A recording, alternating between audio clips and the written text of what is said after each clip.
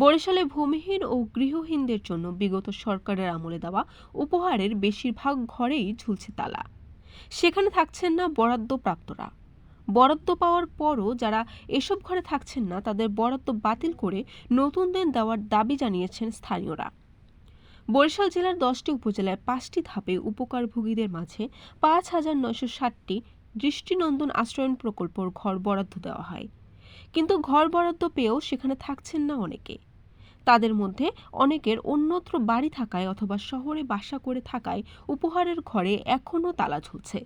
যারা ঘর পাইছে হ্যাঁ জায়গা জমি আছে হেরা থাকে না ঘরে তালা দেওয়া থাকে। ঠিক আছে, যাকে ঘর দিছে ঘরে আয় না, ঠিক আছে, যাকে মালিকানা হেরা থায় ভাড়া যাইয়া বা নিজের বাড়ি যে থায় সবের ঘর আছে, যারা পাইবে হেরা ঘর পায় না।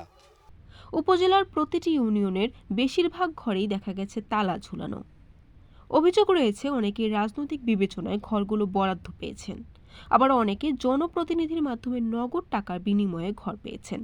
তবে অভিযোগে রয়েছে আশ্রয়নের প্রকল্পের ঘর পাওয়ার পরে বিক্রি করে দিচ্ছে অনেকেই, তাই প্রকৃত ভূমিহীন ও গৃহহীন অনেকেই ঘর পাননি।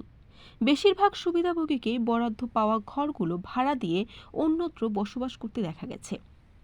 এছাড়া জেলা প্রশাসন কার্যালয়ের অস্থায়ী গাড়ি চালকও বরাদ্দ পেয়েছেন আশ্রয়নের প্রকল্পের ঘর। বরিশাল সদর উপজেলার চরবাড়িয়া ইউনিয়নের চর আবদানি আশ্রয়ণ প্রকল্প ঘুরে দেখা যায় সেখানে 272টি ঘরের মধ্যে বেশিরভাগ ঘরেই তালা ঝুলছে। আবার যেসব ঘরে লোকজন রয়েছে তাদের বেশিরভাগই ভাড়াটিয়া। তাদের সঙ্গে কথা বলে জানা যায় বরাদ্দ পাওয়া আশ্রয়নের ঘরগুলো ভাড়া দিয়ে শহরে বাস করছেন।